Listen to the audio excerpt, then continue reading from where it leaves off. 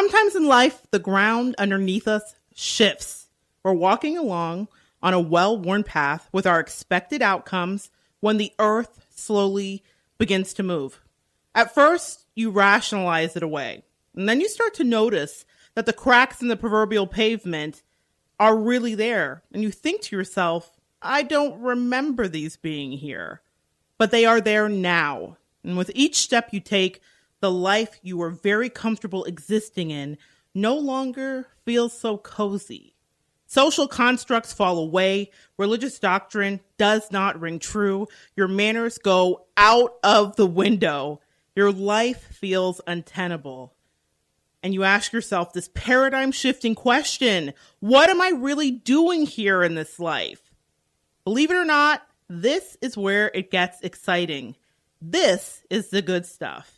Do not fear, my friends, because that's just a wake-up call from Spirit notifying you that it's time to evolve. I am so grateful that you've joined me today for my very first episode of Evolve. My name is Monette Brann-Natta, and by day, I have a background in early childhood education. I am a published children's book author, a personal chef and caterer, an artist, and all-around creative, and I collect a few earrings too. That's another hobby. But today, I'm coming out. That's right. Which closet, you may ask? The spiritual one. Is that a thing? Yes, it's a thing. So if you're tuned in today, you are privy to the scoop.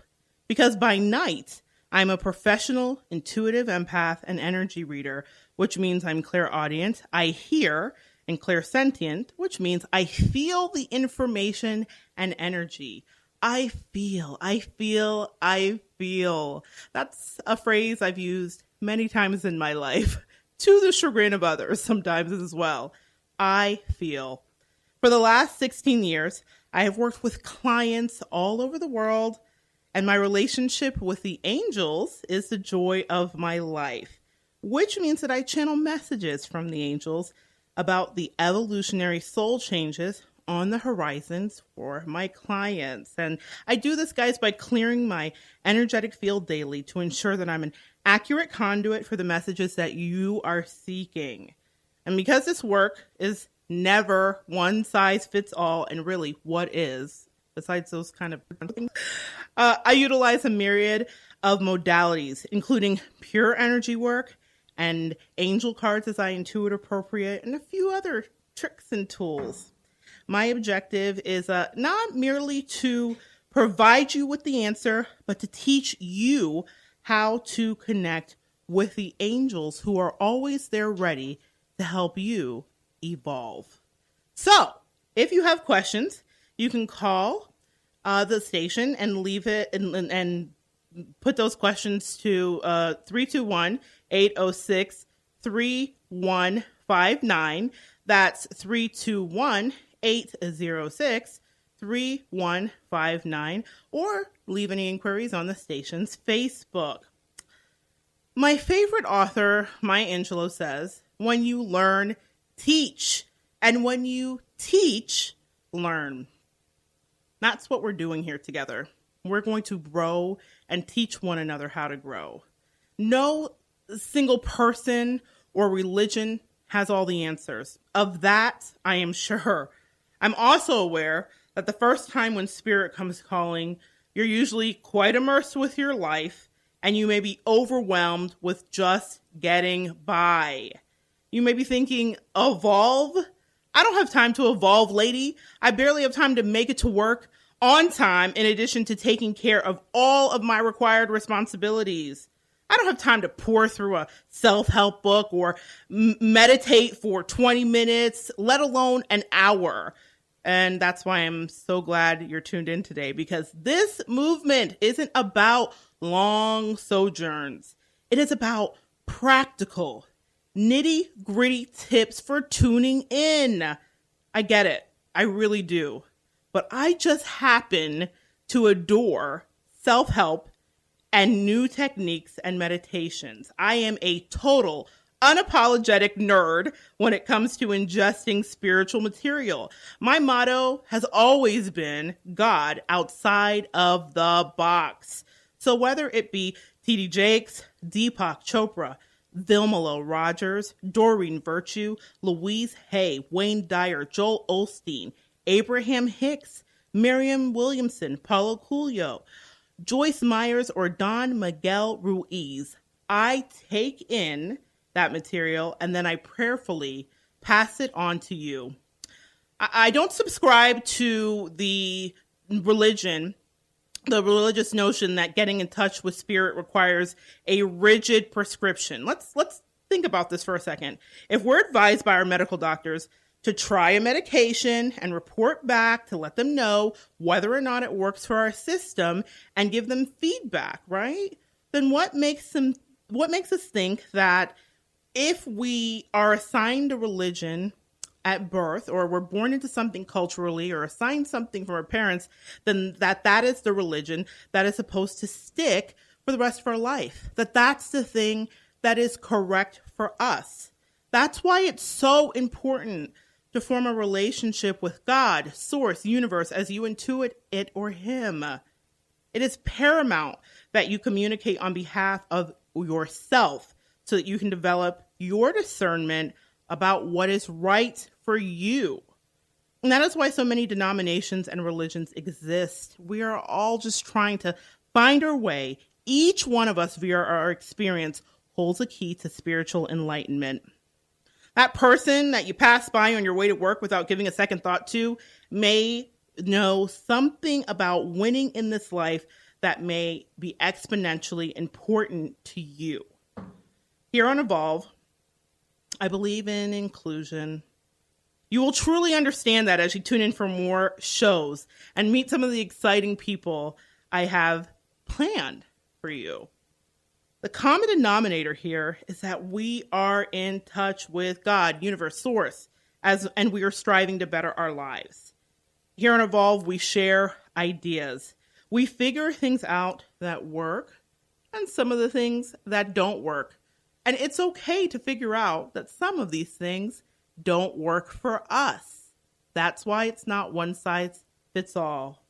This is a safe space. This is a space where all are welcome to come and share and to exchange ideas. And so there's something else that you should know about me, and something that may seem antithetical to everything I've just said. But if you hear me out, I believe it will help you to understand where I'm really coming from. I grew up in a very strict, staunch Pentecostal background.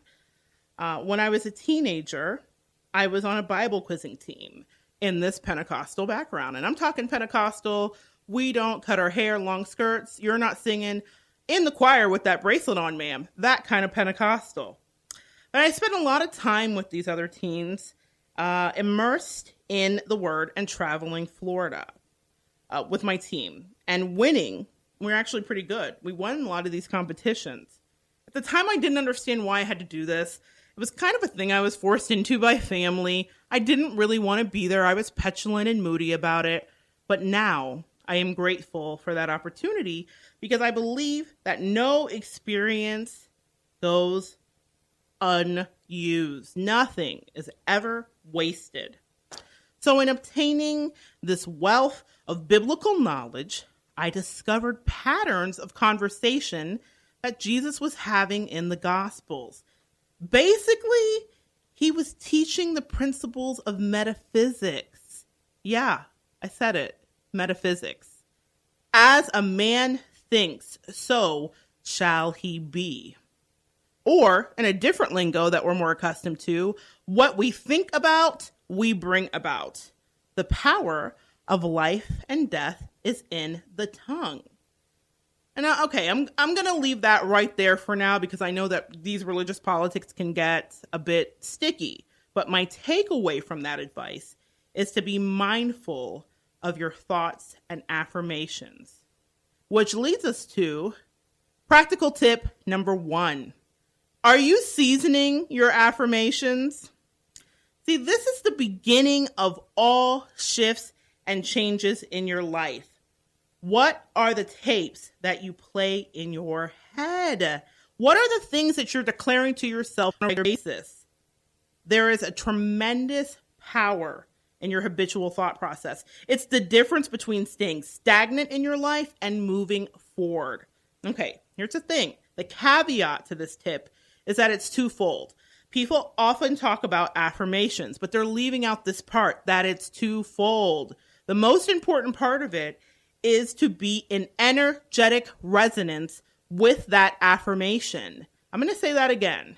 We want to be in energetic resonance with that affirmation.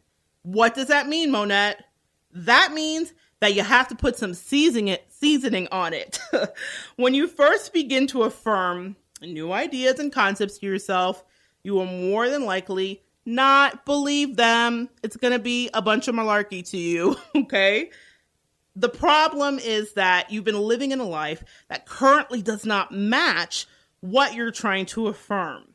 So you may have been trying to sell your house, but it's been on the market for like 8 months. Nothing seems to be happening. There's no movement. So at first saying to yourself, I'm so grateful that my house is sold, seems fake, especially because most of the time we're saying our affirmations, we're doing it like Ben Stein. I'm so grateful that my house is sold. We don't believe what we're saying to ourselves. It feels disingenuous. It feels flat out fake because you're looking around at your house. The water heater's broke. The kids are running around. You might need to call the air condition repair guy and you're thinking, my house hasn't sold and it's kind of a mess. So saying, I'm so grateful that my house is sold doesn't ring true. And I understand that. The magic is in the details and the repetition. So instead of just, I'm so grateful that my house is sold, let's try this. I'm so glad that my house is sold. It feels great knowing that the right buyer showed up. All their paperwork was in order. Everything went so smoothly with the bank. They even paid the closing costs. It feels so good to finally be in my new place. My new place has better curb appeal. My mailbox is cuter. These closets are ridiculously spacious. I'm rich. Okay. I've gotten carried away. Maybe not quite we're rich there, but you get it. We fleshed out the details. That's how you get in the flow or the vortex of your affirmation. That takes your affirmation from ham and cheese on wheat to a croque monsieur, otherwise known as a Monte Cristo, which is a French-inspired fancy batter dipped in fried ham and cheese served with a raspberry preserve and dusted with powdered sugar. Yes! So, do you want the suspicious gas station sandwich that's gray affirmation? I don't think so. Or a Julia Child French toast Sammy with Gruyere cheese floating on a cloud of deliciousness affirmation. I think you get the point, okay? I had to slip in that culinary moment for you guys. Which one would you prefer? Which one gets you more excited? The ham and cheese on wheat? Ham and cheese on wheat? No. Or the croque monsieur? Say it again. That even sounds exciting. Croque monsieur. That yummy excitement is the key to manifestation. So when you begin your manifestations, it may feel blah to you. It may feel bland, but the more seasonings or details you add in, the more excited you get about the thing you're trying to affirm, the faster you become a vibrational match for the energy of the new. And before you know it, those affirmations become a tangible reality on the plate of your life. So affirm. Yummy, filled out, fully seasoned affirmations. And get ready for the universe to say to you, order up. All right, guys. I believe also in utilizing all of the tools at our disposal to have a full understanding of who we are. So this part of the show is going to be dedicated to astrology. And here's the thing with astrology. We all have a cursory knowledge